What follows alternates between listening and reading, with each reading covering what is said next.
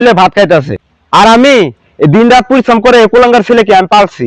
আরে তোর তো লজ্জা থাকা দরকার, এত বড় পোলা হয়ে পরিবারের হাল ধরতে পারিস না, পরিবারের বোঝা হয়ে আছিস। আরে তোর মতো যদি আমি থাকতাম গাছের সাথে ফার্স্ট টাইমে মরতাম।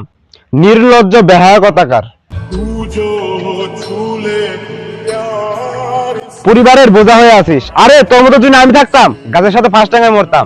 আরে তোর মতো যদি আমি থাকতাম গাছের সাথে ফার্স্ট টাইমে মরতাম। আরে তোর মতো যদি আমি থাকতাম গাছের সাথে ফার্স্ট টাইমে মরতাম। যা যা, তুই বাড়িতে বাইর হয়ে যা, তোর মতো ছেলে আমার কোনো দরকার নাই। যে ছেলে এত বড় হয়েও বাবার পাশে দাঁড়াতে পারে না, ওই ছেলের আমার আর কোনো দরকার নাই। যা যা, তুই বাসা থেকে বের হয়ে যা।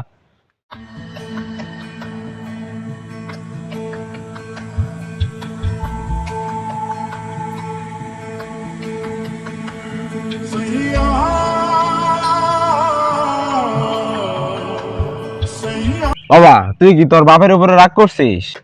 বাবা, তুমি এটা কি বললা? আমি কি তোমার উপরে রাগ করতে পারি?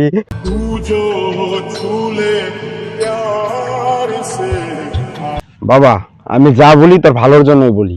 একটু আগে যা বলছি তার জন্য আমি খুবই দুঃখিত, তার জন্য কিছু মনে করিস না। বাবা, আমি জানি পৃথিবীতে প্রত্যেকটা বাবা মা তার সন্তানের জন্য ভালোই চায়, কখনো খারাপ চায় না। বাবা শোন, আজকে থেকে কোনোদিন তোকে আর গালমন্দ করব না। তোর যতদিন মন চাই তুই কাজ করিস না, আমি নিজে কষ্ট করে তোকে পালবো।